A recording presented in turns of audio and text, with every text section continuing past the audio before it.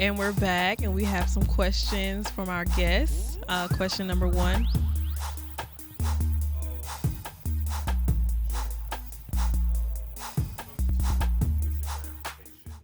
Versus that long-term gratification for kids. Um, I guess Jazz and Alexis, where can you help with that in this digital age? So his question is about instant versus delayed gratification in kids, and where can you help in that area?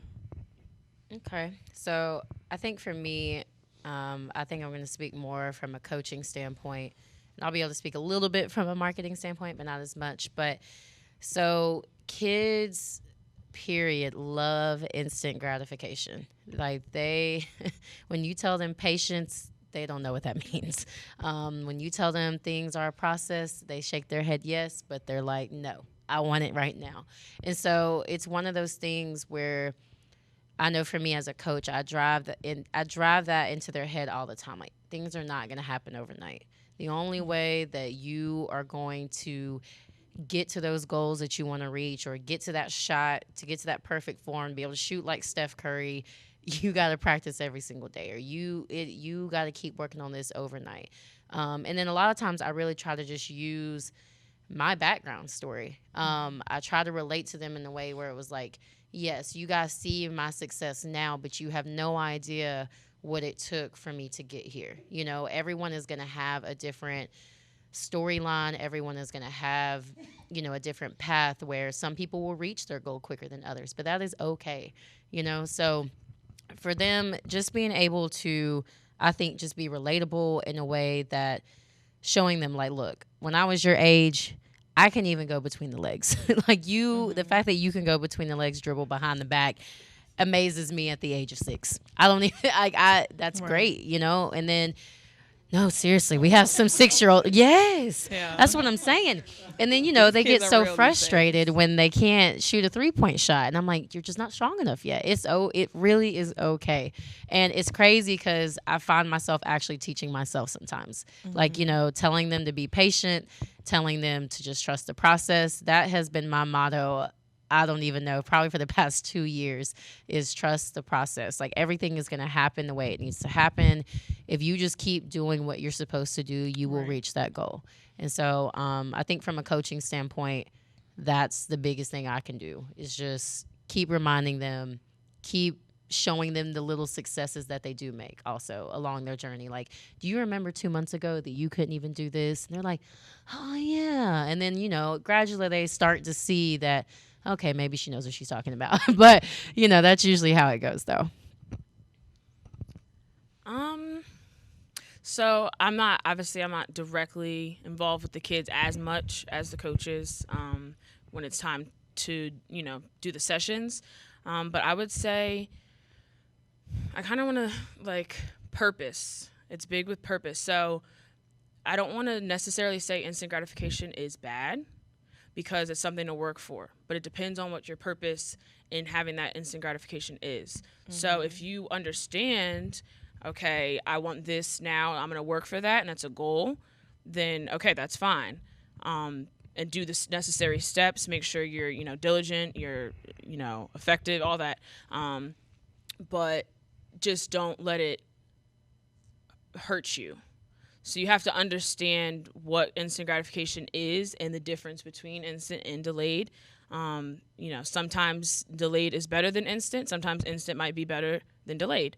So although we're saying, don't focus on that instant gratification, at the same time, I do want to include that it is important. It just depends on your mindset and how you view it.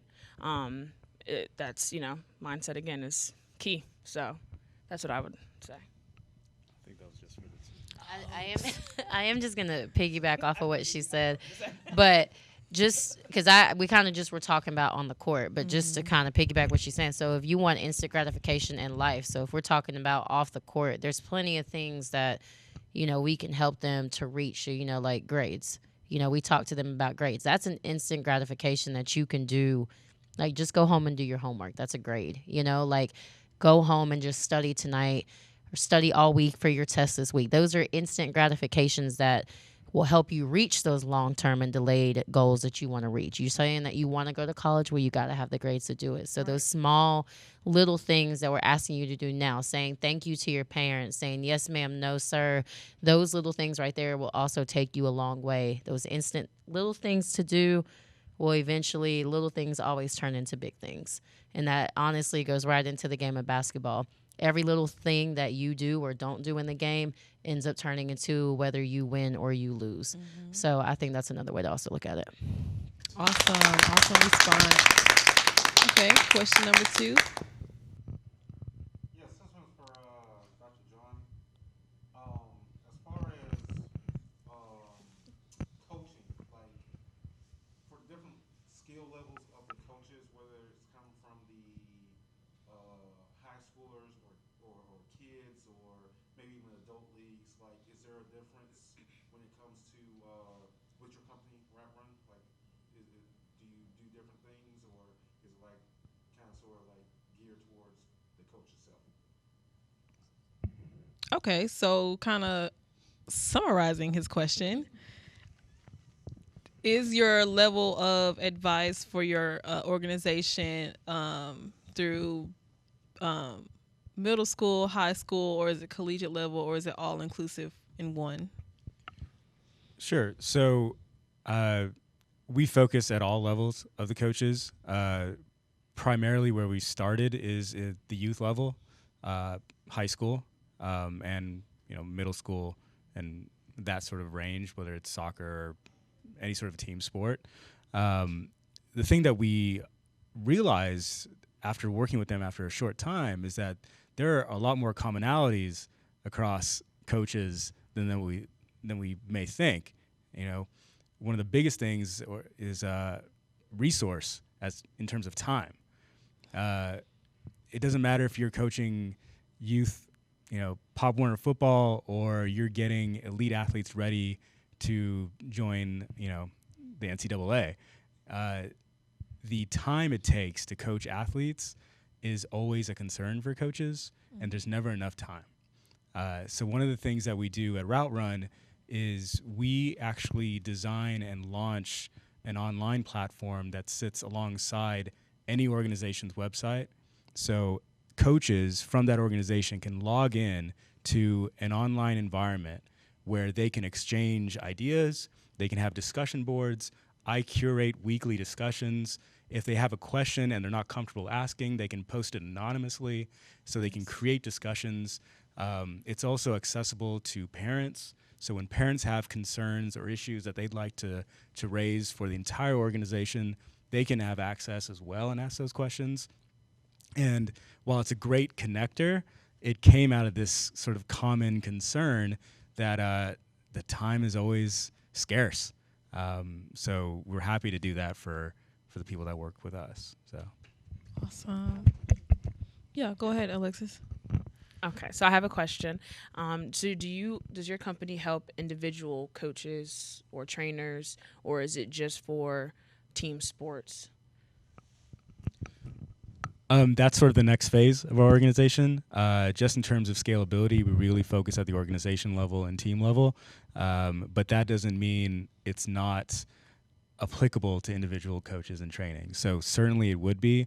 I think going into the next year, that's where we're going to try and really fine tune our services. But for right now, it's focusing on the organization level, team level for people. Yeah.